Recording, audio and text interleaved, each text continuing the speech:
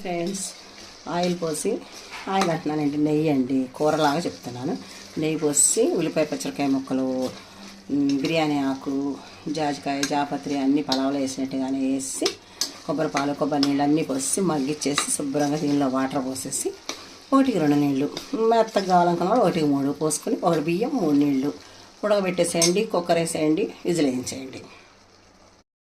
Rice పోసి నీళ్ళు కొంచెం తిప్పి 1-3 లేకపోతే 1-2 అయినా ఉడికిపోతుంది. అది మన ఇష్టం, తినే వాళ్ళ బట్టి మెత్తపట్టి. విడిగా వండేసుకోవాలంటే దమ్ పెట్టుకుని వండేసుకోండి. కుక్కర్ కావాలంటే కుక్కర్ విజిల్ వేయించండి. ఎమ్మి బిర్యానీ రెడీ. నెయ్యితో చేస్తాం కదా, మళ్ళీ నెయ్యి కూడా దీనిలో వేస్తున్నాను, బాగుంటుంది ఈ వాటర్లో మళ్ళీ వేస్తే. ఇంకా బాగా తినేవాళ్ళైతే అన్నం మీద కూడా వేసి తిప్పుకోవచ్చు. నేను చెప్పాను, విజిల్ పెట్టేశాను. కుక్కర్ 3 విజిల్స్ రానిస్తాను, అయిపోతుంది.